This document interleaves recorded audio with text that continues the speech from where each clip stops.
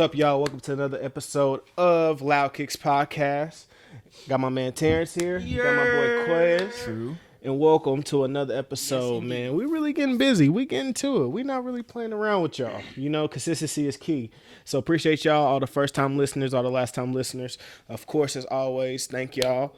And to last-time listeners, farewell. You know what I'm saying? So, what's up, man? Talk to me. How y'all week been? Bro, it was so crazy. Like I told you, the reason I completely forgot we were doing this today because so much was happening today, bro. That boy had a week. I didn't have a week, bro. I had a day. What a day, bro. I got home. I had to go out to the VA twice today, which pissed me off because the VA is like 20 minutes from my house. But so I get back and the kids is there, whatever. So give Roman his food, all that kind of stuff. And I'm feeding Ellie, and I just hear something smash on the floor. I turn around, he threw his food on the floor. I said, "Oh, Lord, give me strength." I said, sick. "Oh, okay." Bro, that's what's crazy. Because I went, and I was about to tear that nigga up, and I was like, you know what? I'm trying not to whip these kids no more. Just because, like, I got tore up when I was a kid, and I hated that shit. So I really don't only do it if it's like Extremely necessary. Super. And I felt like I was like, that's something he's never done before. So I was like, I kind of said, I was like, what's your deal? Like, what's going on today? And, he's young, so he wasn't able to articulate it. But I was just like, just sitting here, bro, cool off.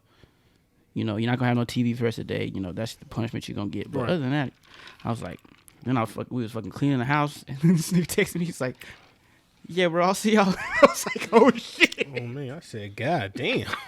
You what? Oh, shit. But other than today, it's been cool. I've been tired, but it's been cool. Good. What's up, Quest? Talk to me. man. I've been having a good week. Been productive? Oh, very productive. I was about to say productive. My week has to be productive, though. It doesn't feel good at the end of the week. Okay. That's his fucking favorite word. It is.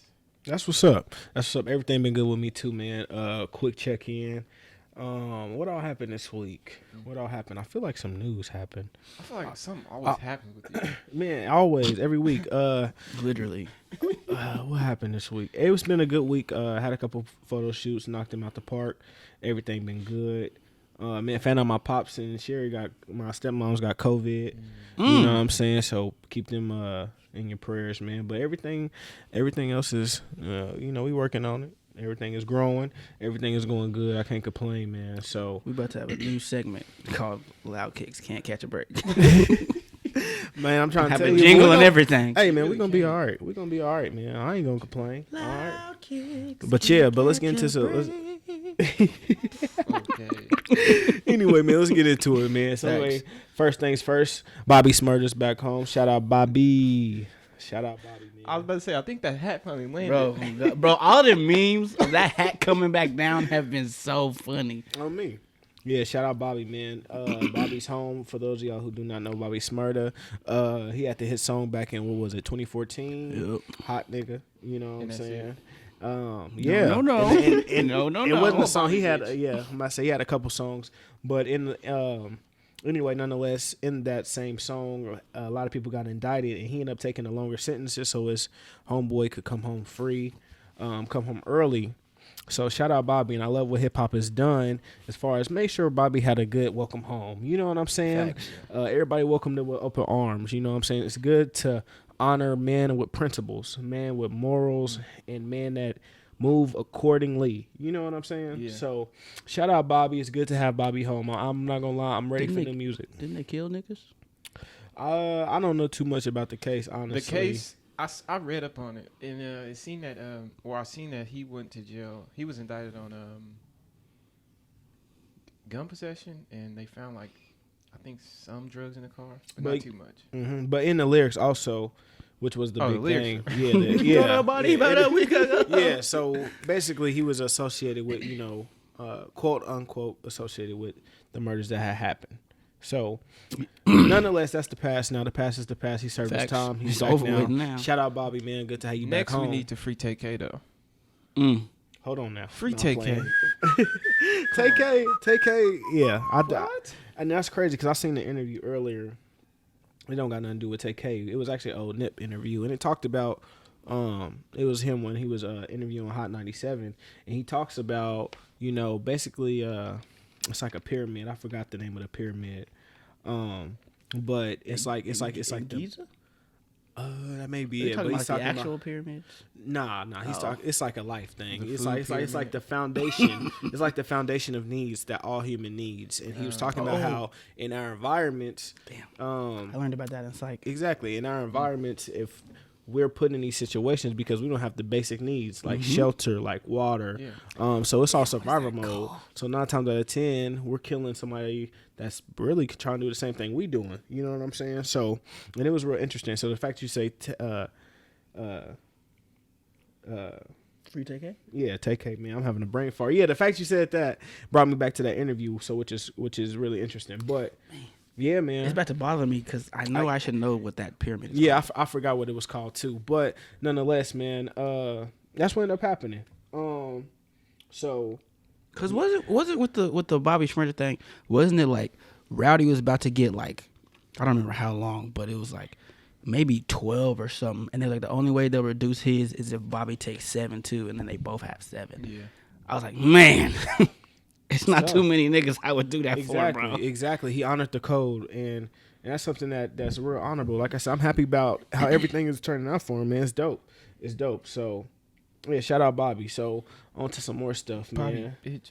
And then you know what's crazy? I'm glad I'm Tom Cruise. exactly, and I like how hip hop is riding with Bobby, just because we all know the other guy. We're not gonna say his name, but you know the color hair guy. You know, I'm not gonna say his name.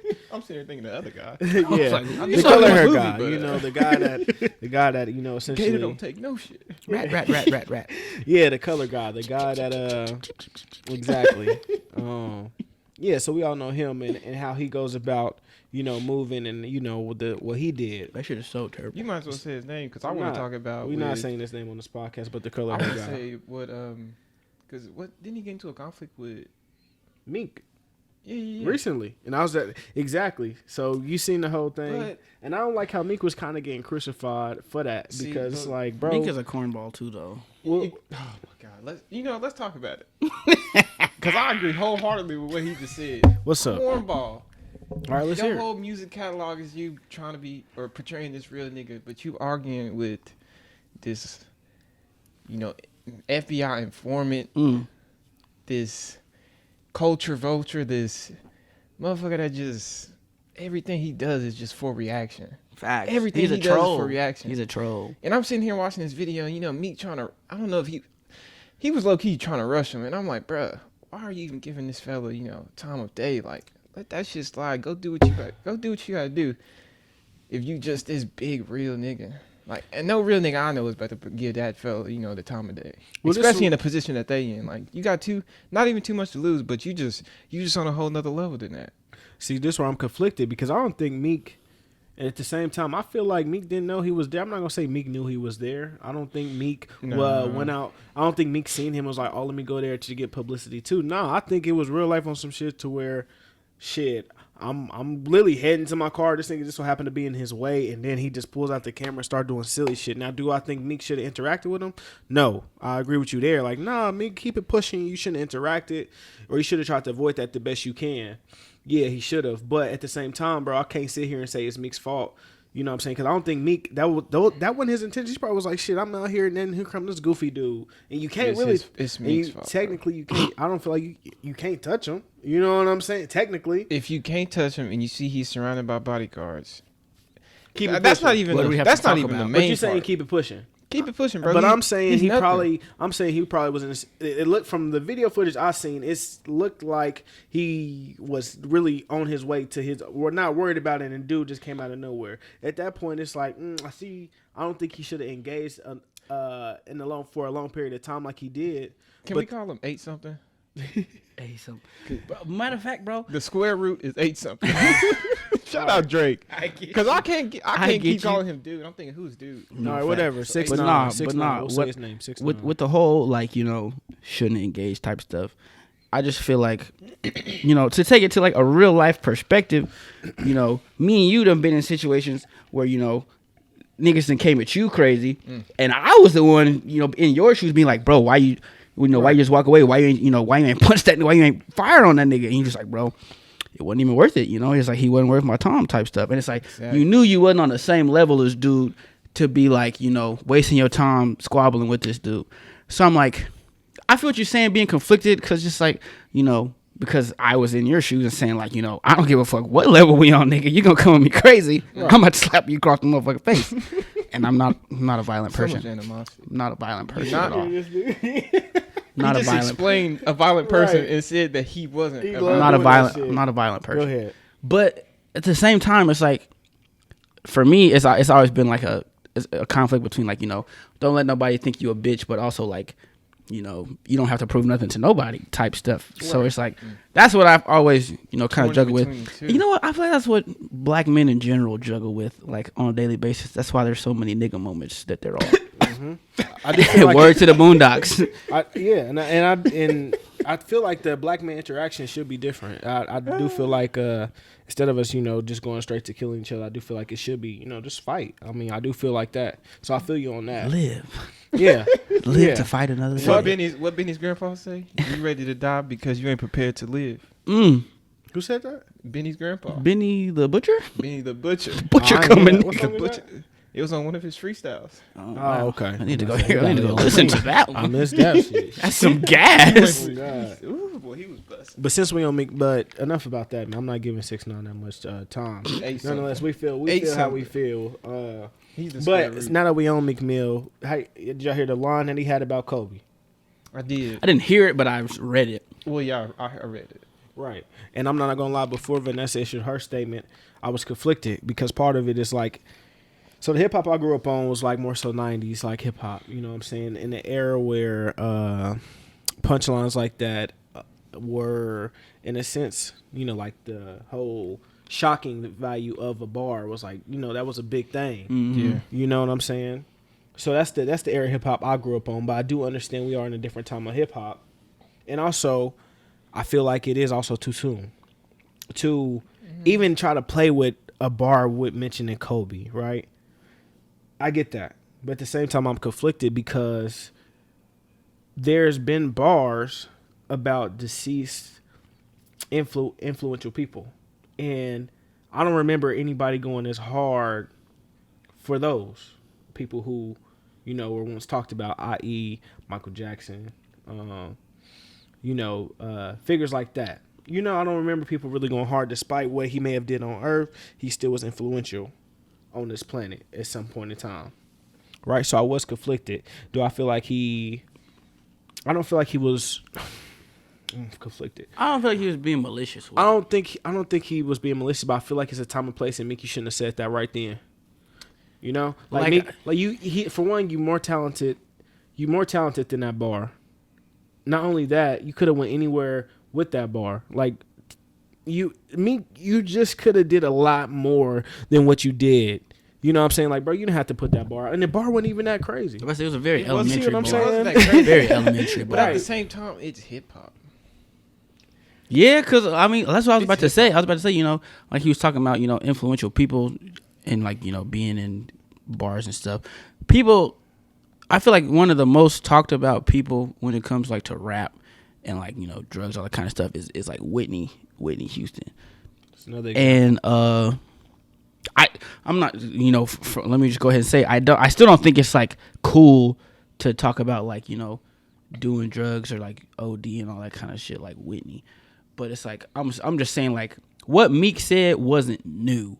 It wasn't like a groundbreaking type deal, like nobody's ever done that before. Not to say it still wasn't fucked up, but in that same breath, people were so mad at Meek, but nobody said nothing about Pooh Shiesty saying something about, if I'm in LA, you're going to go chill with Kobe if we get into it. Yeah, he did. No, that's facts. And I was like, me personally, I was like, I found issues with both of those, but then I also had to, take a step back. I was like, did I find issues like when people said something about Whitney? Like, I think it was Pusha T, his album cover was like Whitney Houston's bathroom. And I was like, I was like, I didn't think nothing of it. I was like, But it's a cold album though. so just because you good, you get away with shit. That's what I'm But saying. that's not what I'm getting at though. Let's not get away from that. That's a good point. I don't know, man. I I just just feel feel like like it's hip hop. I do too. The Kobe reference is literally just a reference. But it's a reference that could have been that shouldn't have been made. And I why could feel, shouldn't it have been made? Because somebody felt a certain way about. I just think it's too soon for that bar. Meek, you're too talented. Okay, I feel like what's the time frame on when that bar can be used? that's a good question. Because That is a good Kobe question. Day is every year. 8/24. That's gonna be something that I know I'm gonna celebrate every Right. year. Yeah. I don't know. Like I said, it's touchy, but those are everything that y'all said is facts. And I felt all those emotions until Vanessa Bryant said something. I feel like when she said something, it's like, yeah, Meek, you gotta wipe your hands with it, just because out of respect. That's his with a wife. Mm-hmm. You know what I'm saying? So you gotta respect that and just wipe your hands with it, man. He said he did say publicly he apologized and everything. But I know for me, it just as a hip hop fan, I was conflicted because part of me is like, damn, this is what I grew up on. This is what I seen growing up. This is what, honestly, one of the reasons I fell in love with hip hop. But I do understand we in a different time now. Social media, we are in a different time where things are. It's easy to sound insensitive towards something. Yeah. Even though it's really just hip hop and it's a good bar. Which I think would have happened if Hit 'Em Up came out today. It wouldn't have made it. It wouldn't have made That's it. why I put your picture. No, I wouldn't have made it. It wouldn't have made it. You know what I'm saying? So everything I'm saying is right. But like I said, to me, if Vanessa Over says with. something, Ether out of here. yeah. Once Vanessa says something, it's done. See, You know what I'm saying? and while you're on that, going back to Daytona from Pusha T, Whitney Houston's family found, a whole lot of problems with him using Whitney's bathroom as the cover. But, I mean, correct me if I'm wrong, I don't remember Pusha T saying anything, like, apologetic towards it. Not saying, quote unquote, he had to.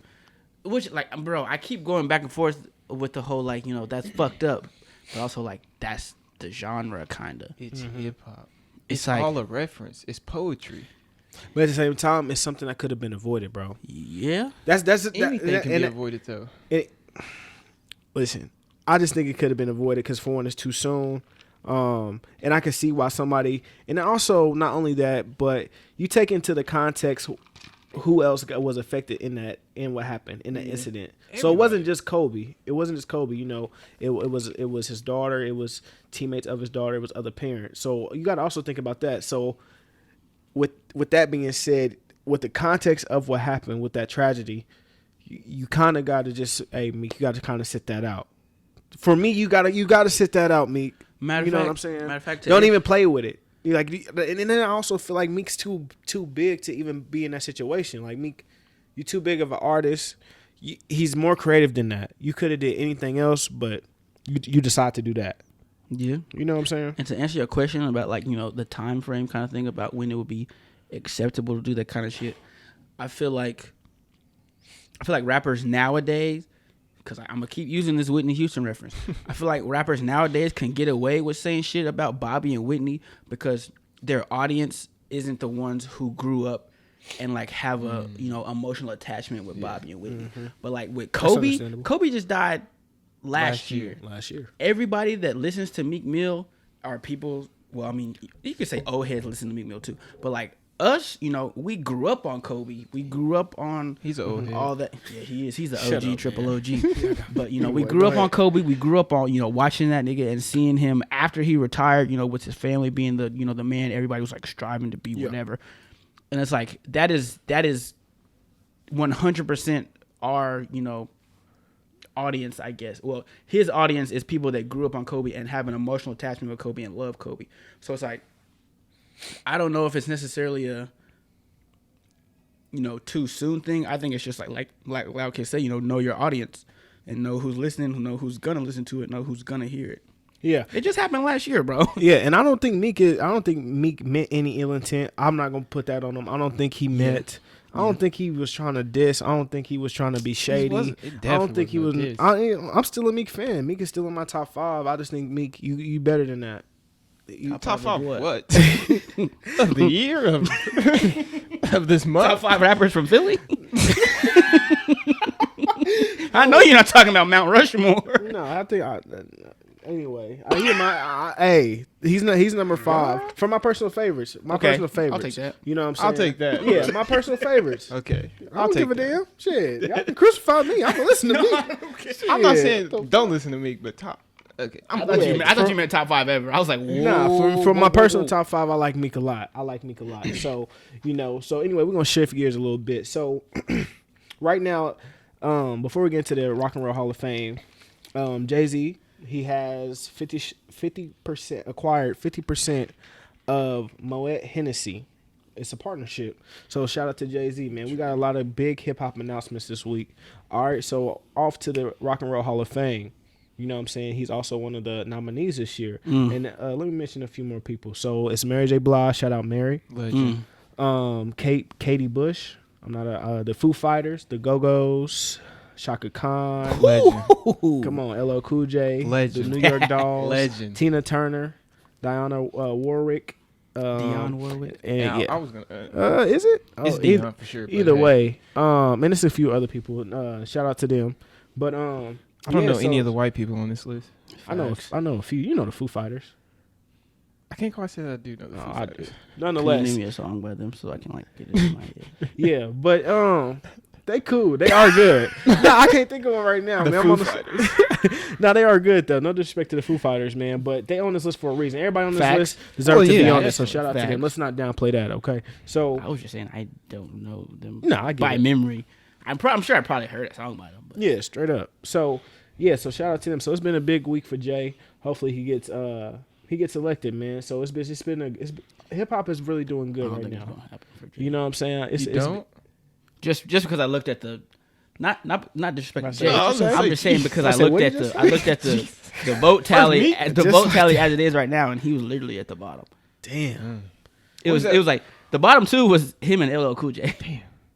I wanted LL Cool J to get in there. Interesting. I want both of them too. If you talk to anybody like that was around, our age or younger, that was around LL Cool J's era when he was a kid, they will say like he was like. Yeah, he was cold. He still is. Arguably, I don't think you don't lose your talent. You know what I'm saying? No. I don't know because you never lose your talent. Here go the top 5 as it stands right now.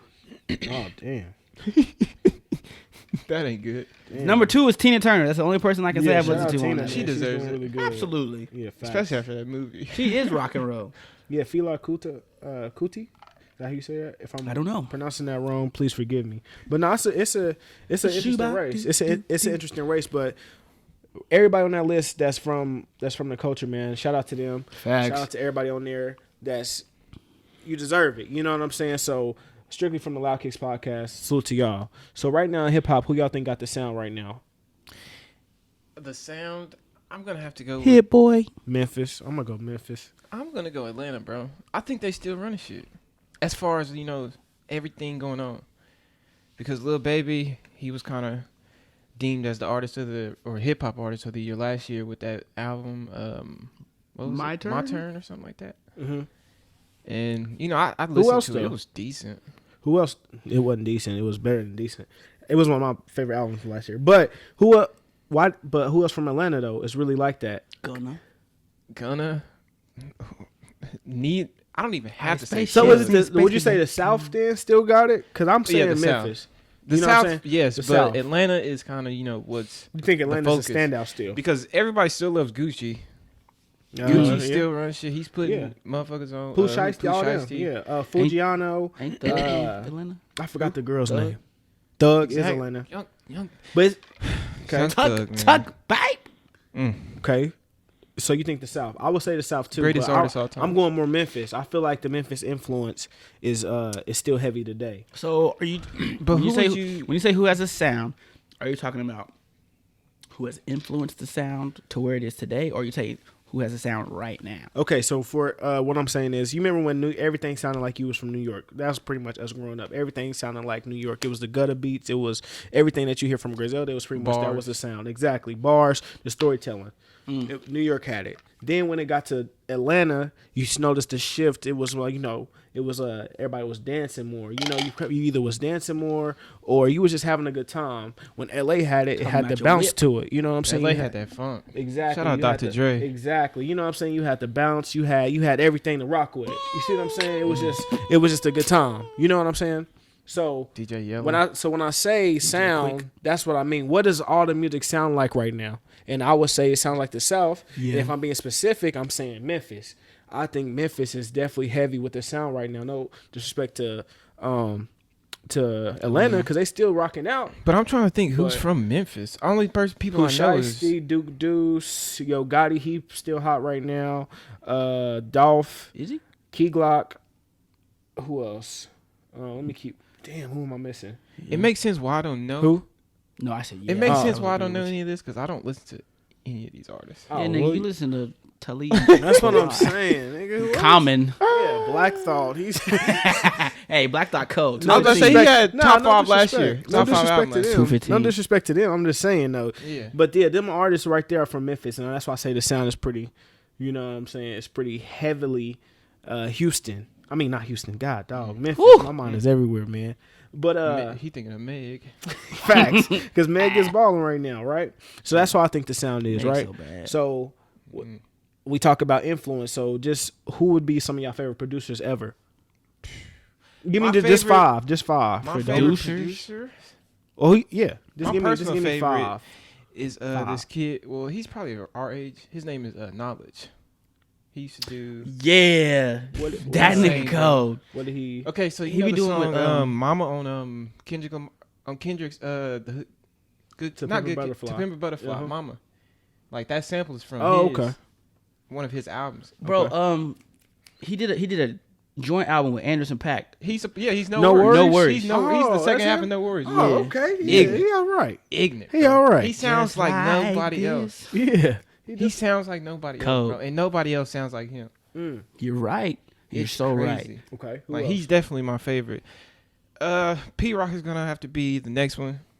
P Rock is insane with the he did some tracks on what is I was gonna say Illuminati, Illmatic, Mm. and then he also got the Troy, that Reminisce Over You, insane beat, probably top 2 of all time.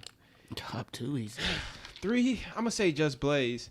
My favorite beat from Just Blaze is tops. probably. It's actually between 2, but I'm gonna give out the Wichita native XV? XV.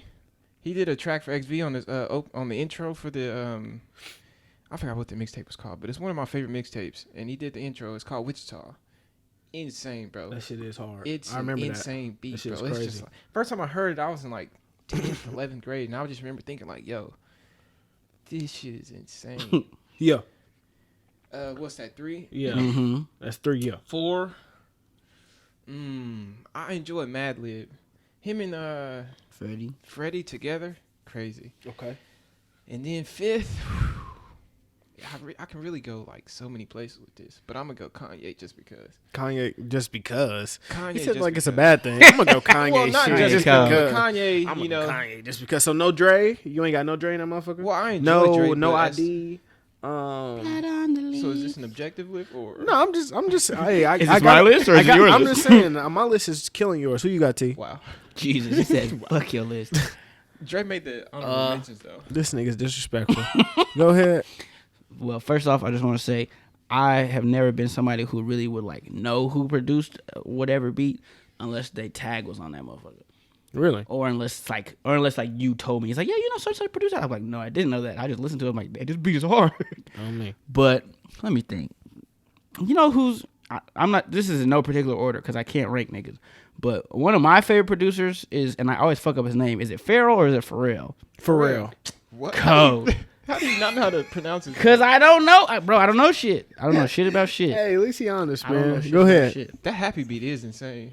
That's what you chose. That's what talk about. I'm done talking to this nigga after this. I'm sick of it. Matter of fact, I'm not even gonna say just Pharrell. You're I'm not gonna mentioning the happy beat with the first beat when you talking right the about Pharrell. first beat you Well, that was the said. last song I heard about Pharrell. Nigga, don't matter. You're not mentioning that's not the first beat you gonna mention when you say for real. Go ahead, It's still crazy though.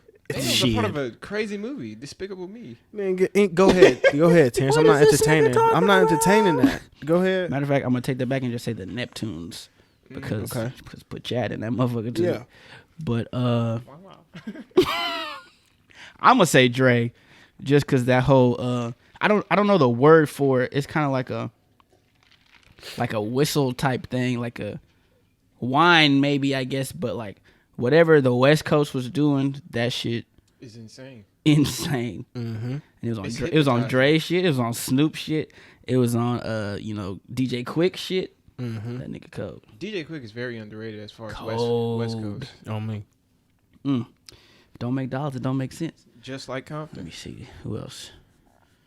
God, I'm forgetting his name.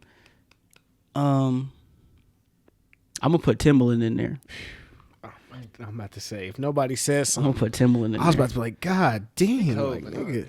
What? This nigga said he keep going. Cause when I say mine, He gonna have people. He gonna have like, yeah, yeah. What you the right. the fuck? You right. Go ahead. Okay. I'm gonna put Just Blaze in there too. Ignorant. And for somebody more new to me, just because every song I hear that has this tag in it is one of the most fire beats I've ever heard. Is motherfucking Hit Boy. That nigga so. Every time I hear Hit Boy, I'm like, oh, this shit's crazy. Yeah, it's about to go crazy on me. I'm a Christian Dior shirt rocker, 2 Glock wearer. I ain't gonna do it. I love that song. I think that was 5 though. It's too much. That's 5. So you that was- said I said the Neptunes, Dre. Dre, Timbaland, Just Blaze, and Hit Boy. Oh yeah. That's what's up. I'm not mad. I'm not mad at your list because you blew me. Anyway, Is that a good blue or a bad blue? I don't think Bad. it was good, bro. Anyway, nonetheless, Dr. Dre, of course, easy. Kanye, easy. Who else? Well, before you go on, Timberland, easy. Come on, man. Timberland, easy. Because how you not everything he did with Aaliyah, Missy Elliott, that whole wave when they came out, crazy. 4 is going to get. This is where it gets. 4 and 5 is where it gets a little tricky for me, just because I can go new school, but I can keep it old school. 4, I will say. Take Heat. No. Take Heat. 4. Who do I? 3-6. I'm 3-6. Definitely 4. Hell, they might be number 1 if I was putting them in order. And then 5. Let's see. After 3-6, 5. I know who it is. I know who it is, bro. No, I'm not even talking about. I'm talking about a producer I completely just Who? forgot about. I'm talking about the fucking RZA. Code. Wu-Tang. Jesus. But who you think it is? Your fifth? Yeah. Oh, Manny Fresh. Easy. I'm sorry. Come on, it's a lot. your It's fifth tough. is? Yeah. Who you think the 5th is? 40. Goofy ass. Shabib. Nah. He is cold. Damn. Because I definitely forgot. That's the only reason I was going to say Kanye. I just really forgot about him while I was naming up my first 4. 40. He's really like, 1 or 2, but 40, Yeah, I put he's up there too. I forgot. 40 is definitely up there. 40. Manny Fresh is really, really up there though. Noah 40 Shabib? Yeah. However you say that fella's 40. Damn. That's tough because I was gonna go. name. Crazy. I was gonna go Premiere. So I was gonna go Okay. Premiere for my 5th. If I had this Primo. honorable mention, Okay. I'm gonna go 40. Ooh, you know what I'm Primo saying? definitely got to be in my top 5. Exactly. Like, and you talking about, I don't know what you was talking about, but I was gonna let you live. But yeah, them producers right there is crazy. I just want the You record. disrespect to 3-6. Let me let the record show. Let the record show You that disrespect I'm him by not taking. Okay. These niggas stop talking. Let the record show. I'm taking Hit Boy out. I'm putting the RZA in there. Okay, that's RZA. fair. The That's Jizz. fair. Cause if the MCs came to put out the name. All right, so we got our top 5 most influential to us, right?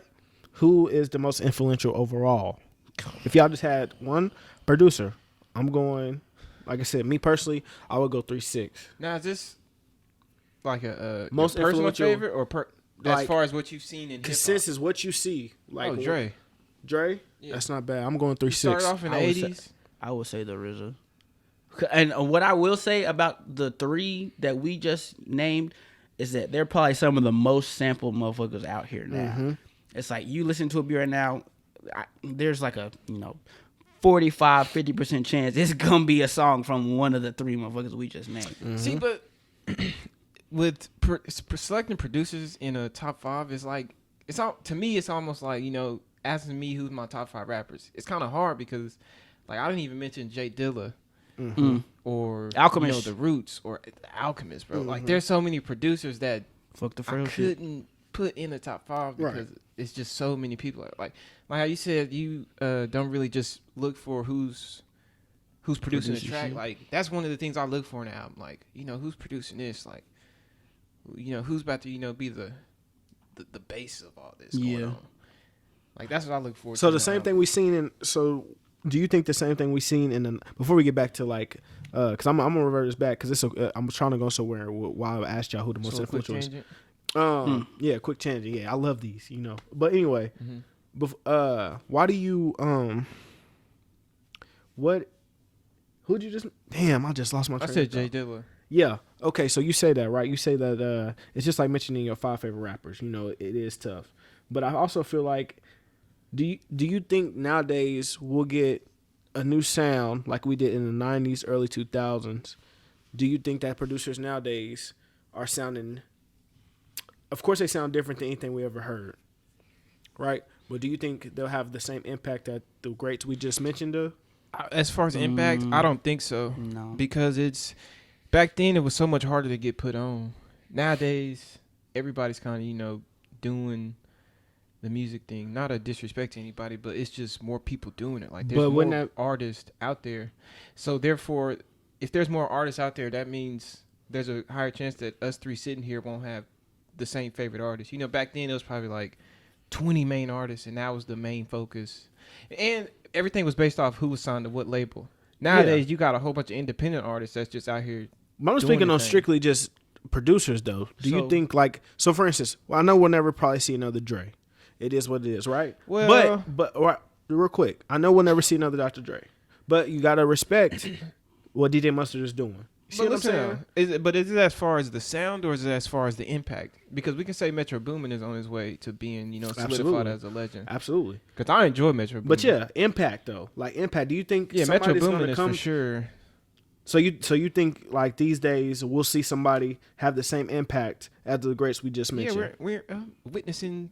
Not saying that we're not. I'm just asking. We're witnessing Metro Boomin, right? He was like 19 when he did that joint album with Future and Drake.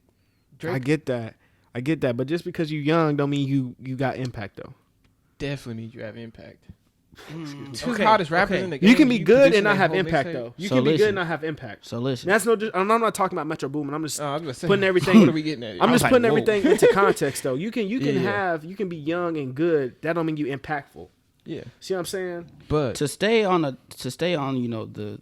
the question itself of just like, will we see somebody who had the impact like the old niggas did? I feel like, to go along with what Quez said, it was a lot harder for music to get out back then. To me, I feel like that makes their impact even greater, just because music was really regional back in that time period. It's just like, Dre was just like, you knew what you was listening to. Yeah. Whoever you listen to on the West Coast, it's gonna sound like West Coast shit. Whoever you listen to in New York, it's gonna sound like New York shit. Whoever you listen to the South, it's gonna sound like the South shit. Nowadays, it's like I can listen to whatever, region I want to listen to, just at pick up my phone and just search that shit. And back then, they had to really buy that shit. You only gonna buy what you know is hot. Exactly. And you only was the shit was only gonna spread if it was just like the coldest shit out. And everybody was listening to the radio. Facts. And it's just like, I think it was it Drake's Pop said that on the shit, only real music gonna last, all the other bullshit is here today and gone tomorrow. That's facts. That's fact. Okay, so that's fact for any generation, bro. It doesn't matter the social media, the streaming, all that kind of shit. The shit's gonna be hot for a little bit, but it's not gonna last. And only that real shit is gonna last, because you like, all these, new little whatever. I was about to say, so do you think that the trap shit that's going on now, do you think that shit's gonna be here? It's never going nowhere. Some of it is. That's the streets. I be going back listening to some of that stuff, and I'm like, yo, this don't hit how it did. When I first heard it. And that's and you brought up a good point, but all those are good points. But at the same time, you got to think, all right, so y'all said it was difficult back then, which is true. I'm not going to argue that. It was more difficult. At the same time, nowadays, how can I say this? Nowadays, it may be, we do have social media, so you can reach and have your own audience, right? So I just don't want to overlook that, because at the same time, it may be kind of, I don't want to say easier to get put on, but right now it's a lot simpler to build a fan base, right? Yeah. Due to social media.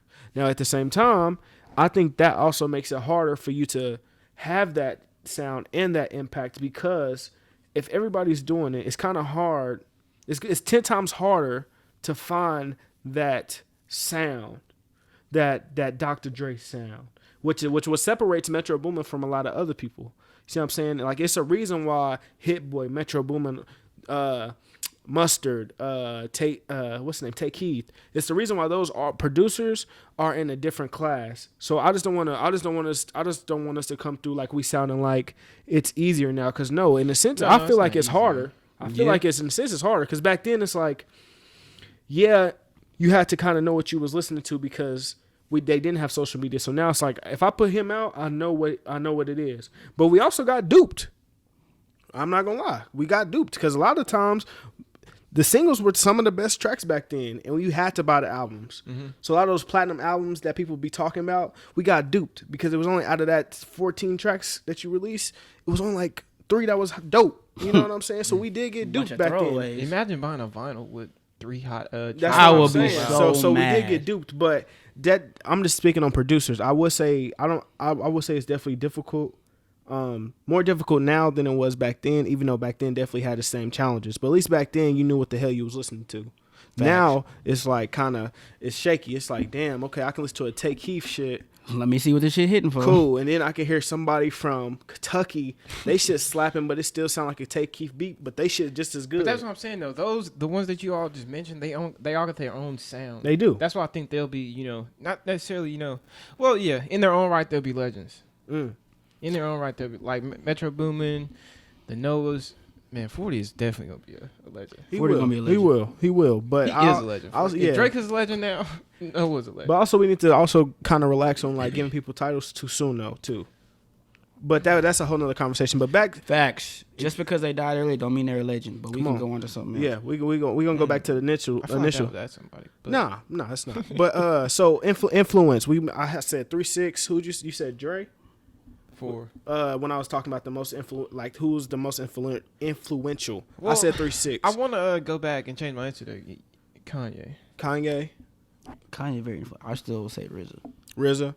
I'm saying 3-6. Now, no disrespect to any other producer, but what 3-6 did for just the whole Hypnotized Mom roster, they produced all the albums, every single one. So the work, not only the work, but on top of that, you got the consistency and you got the sound.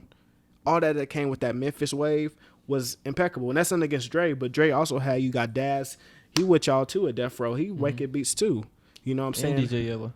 But so you got niggas that sound like 3-6 and don't even know they sound like 3-6. Exactly. Mm-hmm. You see what I'm saying? So that's why I would say 3-6 is above all else. I think they're the most influential. You know what I'm saying? Nothing against RZA, because RZA, he definitely had a sound. To have a mind to get several artists from different boroughs, not only different boroughs, but different sizes, of the plateau, and bring them all together and this is what we a group. We're gonna move as one. They was a big group. Exactly, and we're gonna move as one. That's a talent. A lot of people don't have that. You know what I'm saying? And I call it the Greg Pop. You know what I'm saying? The Greg Pop effect. It's like the ability to bring people together. It's like Bill Belichick. It's like a Greg Pop. It's like the ability to do that, find talent, put it together, and put it out and be successful. That's hard to do. RZA did it too. I'm saying RZA. That's what I'm talking about. But what's crazy that's what I'm talking 3-6, about though, RZA. But like, what up? A lot of people don't even know that UGK and Outkast Players Ball, or what was that? International Players Anthem. That shit is that's a Project Pat. Choose You. Yeah. Crazy. Yeah, that's from Project Pat. That's not their shit. It's crazy, but they made it a classic though. Yeah, exactly. So I just wanted to talk about that because I was thinking about that this week. I was like, damn, it's been an interesting ass. I was just listening to hella music, and I was just we had to talk about that. But off to a in a sense kind of more heavier note. Y'all got a chance to see Judas and the Black Messiah, right? I did. Boy. I did. Boy. Hey man, bro. Before we even start this shit, this nigga Quez hits our group chat, and he was like.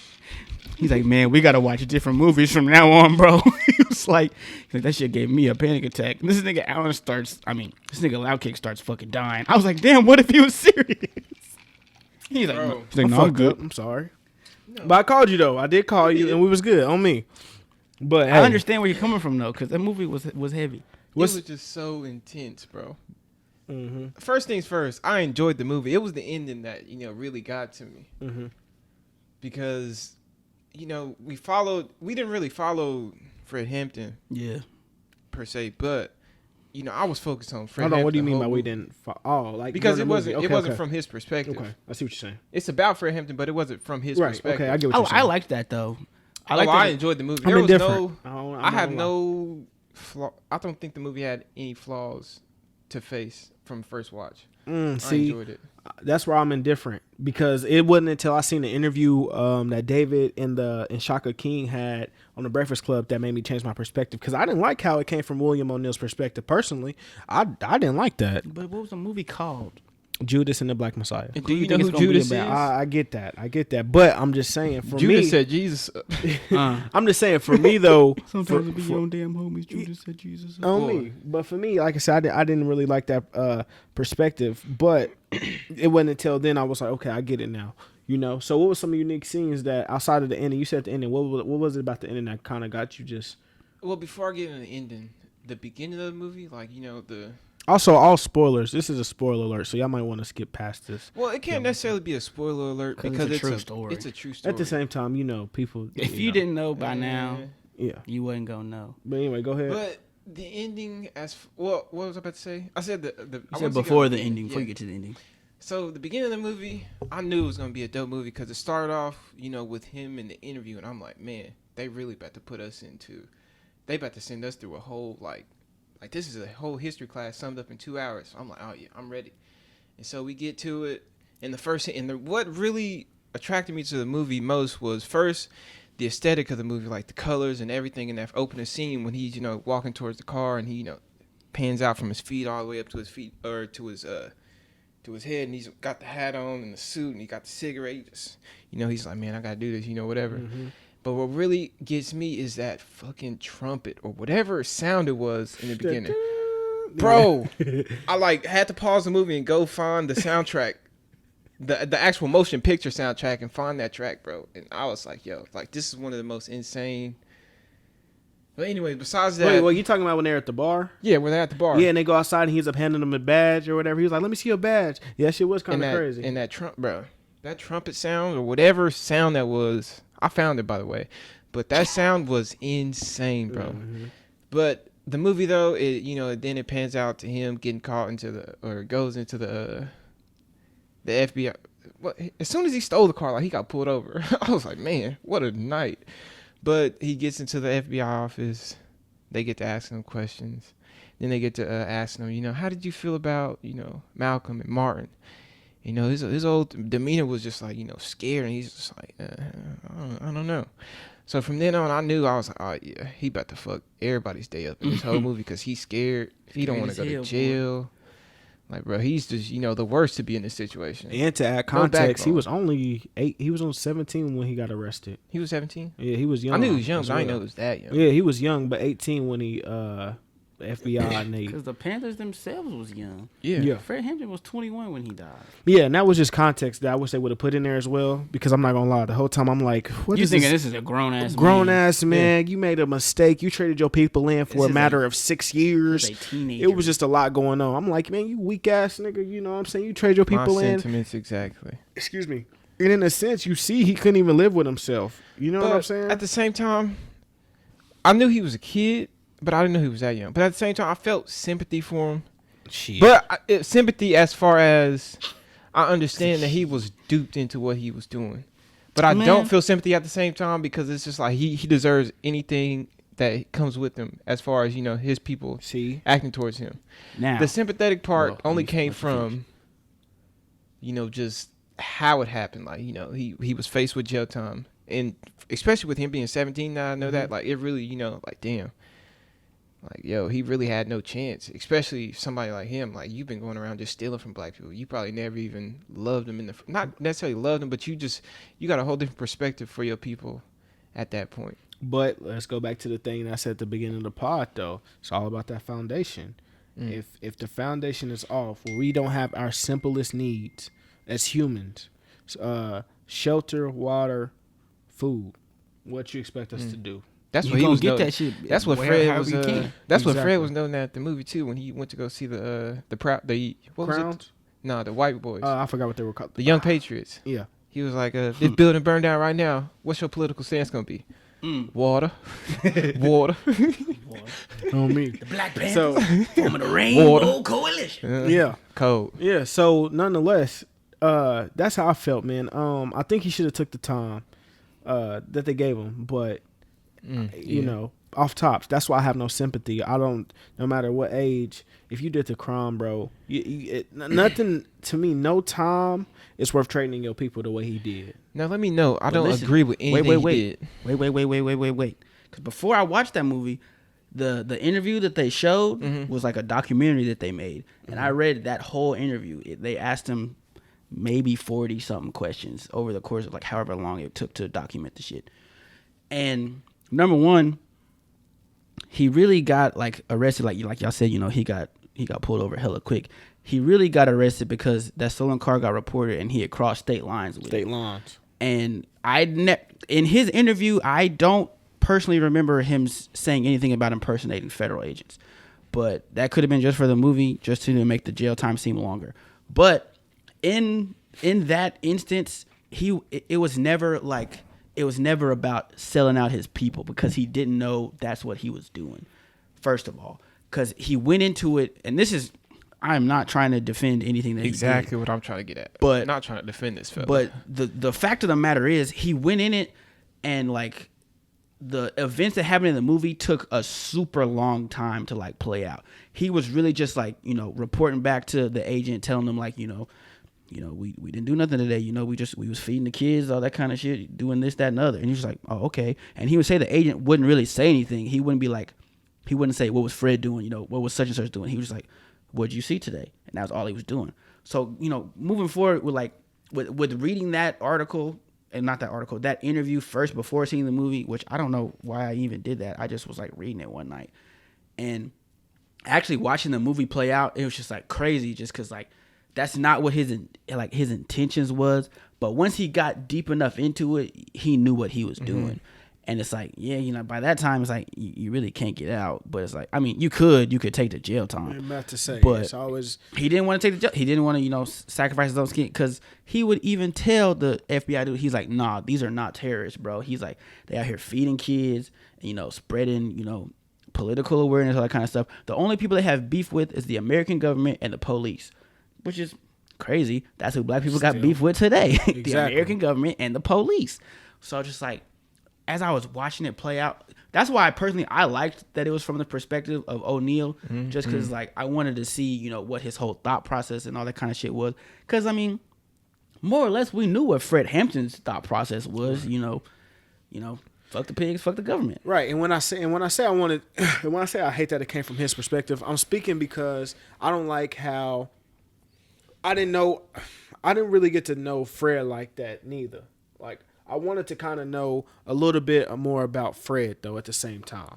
You know, I understand William O'Neal, but the little bit of Fred that they got is, like, for instance, you could have gave us a little bit of Fred, you know what I'm saying, just, you know, can I get him talking about how he got into his position? Who was his predecessor? Well, things like that. Well, they kind of hinted at it a little bit. A little bit, yeah, but to me, that's what those are the things I wanted to know, and then you could have, boom. Not saying that the movie's bad. No, I love the movie, but I'm just saying that's what I want. I just want a little bit more Fred. Just give me a little bit of more, like a little bit more. I think we got just enough, because you have to. I've also watched those interviews. The Shaka King, ain't that his name, Shaka King, and he was basically saying why he did it that way. Yeah, because he to spark the idea. Yeah, to spark the idea, and I just feel like it was just a dope concept for him. Like I would just.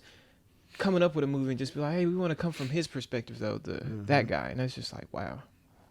One thing that I really did like about the movie is that one of Fred Hampton's like most famous quotes that people in America use is the one where he was talking about, you know, fighting racism and all that kind of shit. But they never say the end of the quote, because this is a capitalist country and, you know, we love capitalism. But I pulled the quote up and I'm gonna read it to you. But what he said was, we gonna fight racism, not with racism, but we gonna fight it with solidarity. We're not gonna fight capitalism with black capitalism. We gonna fight it with socialism. But nobody ever says that part about socialism, just because everybody, you know, just thinks socialism is a trigger word for like bad shit. And I'm not here to get into a political debate. I just wanted to say I really enjoyed that they actually put the whole quote in the movie, and they wasn't really, cutting shit out just to make it look, a certain way. Which, I mean, they probably did cut some shit out just to make the FBI look better than it actually was. Because I'm always say fuck the FBI and fuck J. Edgar Hoover until the day that I die. The worst. Because he was the worst. But fucking clown. He's the worst. But they made him look like a bad guy, but they didn't make him look as terrible as I believe he actually was. No, he sounded just as bad as I was taught that he was. Bro was on the movie. I heard he said, jail made. Well, I don't want to send him to jail. Jail made Huey famous. Jail made Huey Newton famous, and it made Edgar Cleaver, the writer of Soul on Ice, a best-selling author. And I was like, yo, that white man was the scene that got me was he sits the head dude down, and he's like he asked him like, how would you feel if your daughter brought home a Negro? I said, what? I was like, man, you really asked that question? I said, what?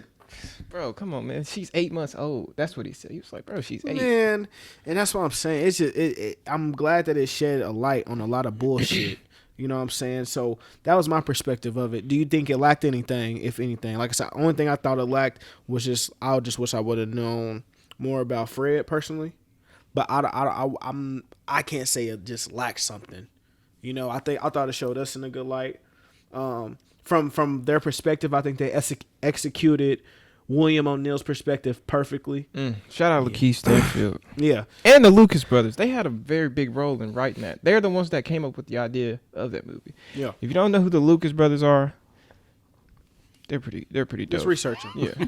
Funny too. They're comedians. Don't tell them. Right. They're comedians. Well, I got caught up in my words. I didn't know what I was about to say. Nah, you good.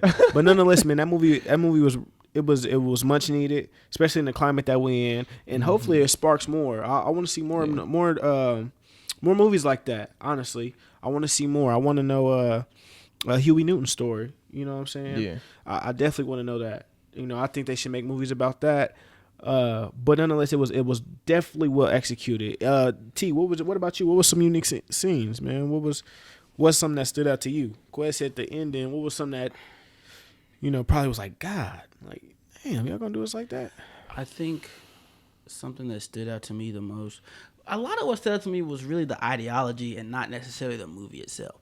But if I'm going to talk about the movie, I feel like one of my favorite scenes was right when Fred had got out of jail and he comes back, delivers his delivers his I'm a revolutionary type deal. Mm-hmm.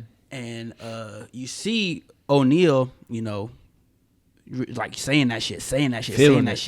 And then the FBI dude was in the crowd and he was watching him the whole time. He was just like, man. And then after that, they were sitting down at dinner or whatever they was doing.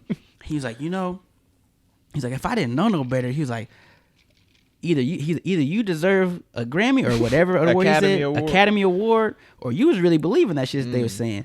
And it was just like, he knew.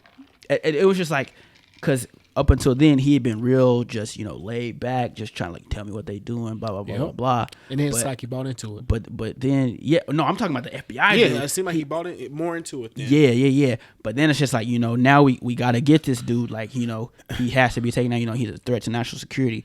And I'm just like, I was just like, bro, they really painted them out to be a threat to national security. And the most that had happened to where I could, matter of fact, no, I can't see how they're a threat to national security. The only reason they went after the police is because the police went after them first. But I was like, you really are saying that the things that they're doing is like feeding the kids, giving them kids breakfast who, most likely don't get no food until school lunch and until maybe they come back home. Mm-hmm. They getting breakfast, they getting taught about, where they come from, all that kind of shit. And, they was feeding them that mantra of, I will learn all that I can, all that kind of shit. It's just like, bro, they're not saying, white man's the devil of kill every white man you see. Kill every white man you see kind of shit. It's just like, no, it's like, this is what this country is actually doing, which was facts. That's what the country was doing. It's like, I'm just telling you the truth. And you seen what J. Edgar Hoover said? He said that he was like, we're doing this because if we don't, he's gonna spark an uprising in their people. They said we don't need a black messiah. He's gonna spark an uprising in their people, and then we will lose our hierarchy in this country. That is our main focus on tearing them down. Yeah, Sick bro. as fuck. The FBI was scared of a college-age black man. Sick. So the whole movie is fucked up, man. It's fucked up in the sense, like I said, and then the ending got to me too, bro. Not only was it that scene that not only was it the scene where he takes the things that puts him to sleep, you know. It wasn't only that. It was the fact that it looks like he's gonna make it. Bro, that shit is and what, then they like, get 2 more shots. and she in that whole frame right there. When I was watching, I was like, yo, what? Fucked up. And his family had a whole lot to do with, like, the storytelling. Like, they made sure it was accurate. Yeah, 100%. So I believe everything anecdotal in exactly. that. So to me, those are the things, like the little details. Like for instance, when and when I say that I had that panic, it wasn't from a place of fear. It was just like, man, it's heavy. It was heavy because I don't know about everybody else, but like to me, like these are like the people like prominent in my life. Like I look up to these are the people I look up to, and it was just like so much, just like seeing it. Like you always hear it. You'll watch interviews or lectures or something that they have on YouTube of them, but actually watching the movie and getting to know them as far as like as a person, because they even showed him in the cars, B-roll, and he calling them niggas, shaking them hand like, yeah, Wild Bill, when he had the pool stick, he was just, a normal 21-year-old person. It was just like, yo, bro, you killed. That's what they killed, bro. And that shit just like, it was heavy because it's just like, man, like in this climate today, like you can either be killed by somebody that look like you or a motherfucker that don't look like you. And that shit was just heavy, bro. It was just a lot to take in. When it goes back to the question of like scenes that stood out to you, when in that scene you're talking about, that was probably one of my favorite scenes because I remember saying, I was just like, bro, that's something I always wondered. It's just like, you see all these famous people, you see Dr. King, you see Malcolm X, you see Fred Hampton, you see all their speeches and shit. You see them, presenting their face to the public and giving all that shit. I was like, what were they like really like, just to their friends, to their loved ones, just like, it's like, yeah, they're such a prominent person, they're like a figurehead for like our people, but it's like at the end of the day, they still just regular niggas just like you and me. Like they want to go home to their family, they want to chill with their friends, they want to relax sometimes. They want the basic things. They want the basic things everybody else want, bro. They are not gods, they're not superheroes. They're just like, they are regular people who decided to take that extra step and put themselves out there so that people that look like them could have a shot at having a better chance. And it's just like you said, when they came in there at the end of the movie and, they was just beating on everybody. And I was just like, man, I was sitting there. And this is, number one, this is why I always don't like watching films like this. I definitely never, ever watch them with white people. Because I'm Bro, like, I say that. I have said that since I was 14 years old when, like, Selma came out. Ooh. And somebody was like, I think we had to watch it for history class. Someone was like, you want to go to the movies with me and watch it? Because I went to all white school. I said, what the fuck do I look like watching Selma with you? And they're like, bro, why are you so mad? I was like, bro, because as soon as we get in that theater and all them white people start acting crazy towards the niggas, y'all gonna look straight at me and see how I'm feeling. And I'm gonna look straight at you and I'm gonna say, what, nigga? Like, this is exactly what y'all did and y'all try to ignore that shit. And so people, like, that scene at the end when the police came in there busting everything down and beating everybody for no fucking reason, I was just like, man, just like, I was just like, bro, I can't stand white people. I was like, I cannot stand white people. And they do all this shit and they've been doing it. Man, let me not get started. But they've been doing it since the inception of this country. But that was a powerful scene to me too. That's how it started. And I'm just like, man, fuck these niggas. Like, they don't care about us. Why should I care about y'all? But then I try not to get in that state of mind because it just makes me angry all the time. Yeah, but yeah, I get what you're saying. What about you? Anything else you want to add to that? And that's an interesting perspective, man. That you touched on that. Just even being in that environment, because like I said, I don't care. I don't care. Like, to me, I feel better watching it. Well, not even better. I'm like, I want you to see yourself. I don't care about white people watching movies like that. So I'm like, you need to see yourself. You know what I'm saying? Especially if you call yourself an ally, if you call yourself trying to really, be on our side and all that, you need to watch that. The same way we gotta watch this, us, even though we know why we're in that situation, I feel like at the same time, shit, we gotta watch it. You know what I'm saying? If you notice, for example, I love Boys in the Hood. That's my favorite movie of all time. That's my favorite movie of all time. I fucking love that movie. One, just because of the perspective, right? But I'm gonna touch on this, then we're gonna move on. All right. So, Boys in the Hood. Now we all know that movie. We love that movie, but the perspective is, us killing each other. We gotta watch that shit. You see what I mean? Yeah. We gotta watch. Like, that's our reality. We gotta watch that shit. It's one thing to have that, and then it's another thing to put on screen. I'm glad John Singleton put it on the screen to shed light on what's going on. Exactly. To shed light on what we go through. So that's why I personally enjoy when white people watch what shit really was like, what shit really was, because now you see what it feels like when we have to sit and watch our reality get played on TV, just to give y'all awareness, just to shed light. That way y'all can then just I don't even know what to call it, but just so y'all can understand what the fuck we go through. Bro, we see that kind of shit in movies, films, and TV and shit all the time, and that's in our neighborhood. And we gotta sit and watch it. Only time white people see shit like that, where white people killing other white people, is in war movies. And it's like it's a lot more than that, y'all. Yeah. What I say about that, nigga? Unless it was a draft, you signed up for that shit. It's like, niggas, we just happened to be born where we was born. Born we was born, lacking all type of but no matter resources. What, and white people don't kill more white people, and black people don't kill more black people. True. All them world wars, that was all white people arguing with each other. And they still gonna talk about black on black crime. That was all white people arguing with each other. Yeah. World War I and World War II. Yeah, but hey, that's a whole nother tangent. I'm just saying. Facts. To me personally, like I said, to me, just to back off T's point, I like walking to movie theaters. And then, you know what I'm saying, they get uncomfortable. You know what I'm saying? They be like, it sparks a discussion nonetheless. Yeah, that's the part I enjoy about it. But just the fact that I have to see that ending part. I'm not saying I don't want to see it, but it's just like I said, I just kind of resonate with them people on a different level. That's why it was just so heavy, because it's just like, man, it's fucked up. Yeah, it's definitely fucked up.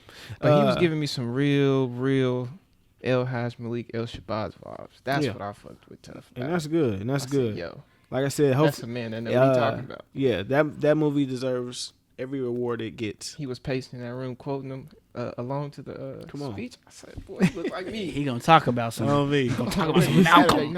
Off tops, man. But yeah, I'm glad y'all like that movie. I love that movie. And like I said, every award that movie gets, it deserves, because it's a good movie. If you haven't seen Judas and the Black Messiah, and even if you have seen it, go see it again. If you haven't, check it out more than one time, because I've seen it like 4 times already. Damn. Yeah, I'm not gonna cap. I've seen it a lot. So, nonetheless, all power to all the people. On me. All Black Lives Matter. On me. Straight like that. So, if you got a problem, come see me, baby. Straight up. So off to a little bit of sports, man, before we get out of here. Tiger Woods got into a wreck. Lighten this shit. Hope y'all seen that's that. Not white. It's not, but we gotta talk about it, man. Tiger Woods, man, he unfortunately got into a car accident, but he is doing okay. He's doing okay. I think he suffered a leg injury, but he's good now. Both of his legs, not just one. Yeah, you know. But they didn't go into detail on what's going on, but it's both of his legs. Yeah, I'm just glad that he's all right, man. I'm just glad that he's good. On some good news. Well, he didn't remember the car wreck.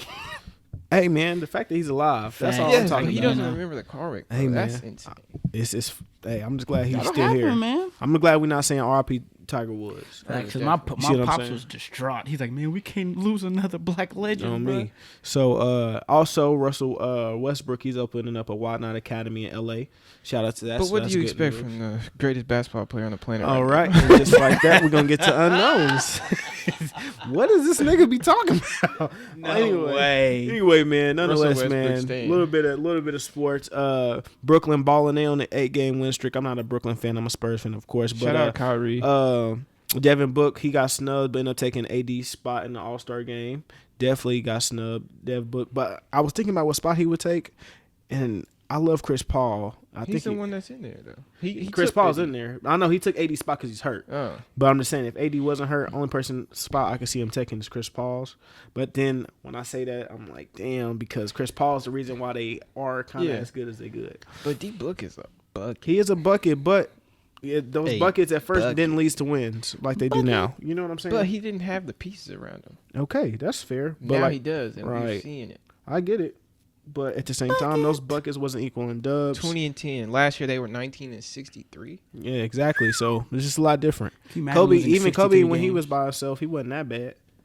Hold on. In the bubble, they went 8-0. Talk to these niggas Without Chris Paul. That's what's up. They went 8-0 and didn't make the playoffs. Yeah, you're right. That's what I'm saying. Chris Paul got them what, 5th, 4th seed? Come on, man. There's something to talk about. Well, it's not just Chris Paul. It's I'm the not saying addition it's of Chris just, Paul. it's the addition, exactly. So, with that being said, shout out to Dev Book, man. I'm glad you finally got in. I hate it was under that circumstance, but shout out to Dev Book, okay? For all the Suns fans, shout out to y'all. I know y'all happy, all my Phoenix fans. All right. Only in Phoenix. On me. So, unknowns for the week, man. What you got, T? I don't know if I can call it an unknown because it's an old song. But Okay. my sister put me on maybe a month or so ago. It's Raspberry Beret by Prince and the Revolution. Ooh, okay. Boy, ever since, oh, Jesus, I sound old. Ever since that my sister showed me that song, I will turn that song on like in the mornings or something. Yeah. And I'd just be, oh, she wore a raspberry beret. I was like, ooh. You I was know, like, gas for sure. I've never seen a raspberry beret, but I want to see one now. Okay. But that's mine. Prince for the was week. different. Different. My unknown is going to be... You gonna say some Rex Life Raj again? No. It's going to be Lucky. It's a Chicago rapper named Lucky. And the song is called Starstruck. And the reason I say this song is because it was produced by a Wichita native, Court Dot. And it's fire, bro. Shout out, Court. It dropped in 2018, I believe. 2018 or 2019. But fire. Okay, good shit. Mine is gonna be, it's by an artist named Les, and it's called In the Whataburger Drive-Thru. Wow. Hey, it may sound crazy. Whataburger. Yeah, In the Whataburger Drive-Thru. It's a cool vibe. So also, y'all, all these songs that we mentioned, they will be on the playlist this week. So if y'all like, damn, what is that song? Just go. The link's gonna be in the description to That find honey the butter playlist. chicken biscuit did smack back in the day. You know, I'm not a big Whataburger fan, man. I ain't gonna lie, brother. Give me In and Out, and I'm good. Here's a challenge for y'all. We got Never 5 had songs each from the playlist. 15 songs total. In the comments. In the comments, if you can guess who did who's ever 5 songs, Stones. I will personally cash app you $15. Can I participate? No, you're on the podcast. You know who sent the songs in. Motherfucker. Niggas Like kill a me. fake profile. Anyway, nonetheless, man. Words of encouragement I'm before we not get out of lying. here. Words of I'm a man encouragement. of my man. word. Let's give them some good vibes before we get out of here, man. What you gonna tell them for the week? Something to live by. Man, just keep going. Cause I that's kind of speaking to myself. Just keep going. You know what I mean? That's what words of encouragement are is for. Yeah. Not only I'm for speaking us, to myself but for when I the say listeners. that. Keep going. On me. T, what's up? On the topic of Judas and the Black Messiah, Fred Hampton Yes, sir. said, Yes, sir. if you dare to struggle, you dare to win. Mm-hmm. You're not gonna win without no struggle, man. Ain't shit in this life gonna be easy. Ain't shit in this life gonna be handed to you. Now, just to note, I was thinking while I was watching the movie, there was a lot of quotables that I wanted to use for the podcast. As far as when he was gonna ask this question, but I'm like, nah. I It is a just lot. didn't know which one to choose. I'm gonna live for the people because I love the people. And I love Gas. the people. I'm gonna die for the people. I was like, Man, he was in the zone. What's mine? Mine for this week will be something simple. Something simple, man. But it's gonna hit, man. Take time to plan, and with that plan, execute. You know what I'm saying? That's something. And when I say that, I'm speaking to myself, man. I try to plan, I try to execute, man. Also stay consistent. So throughout the week, man, plan out your week. Really sit down, try to plan it out, get an understanding, work within your strengths, and work within what you're gonna get accomplished. Yeah. And execute it. Because what's gonna happen is those same little wins gonna add up to big ones. So just stay consistent, plan well, and just execute. The 5 P's. Proper preparation prevents poor performance. let me take it up. Yeah. 12 P's. Yeah, 12 P's. Piss poor preparation promotes piss poor performance. Piss poor performance promotes pain. So plan properly. All right. And that's it, man. So shout out to y'all. Appreciate y'all. And we'll see y'all next week. I really just got sun like that.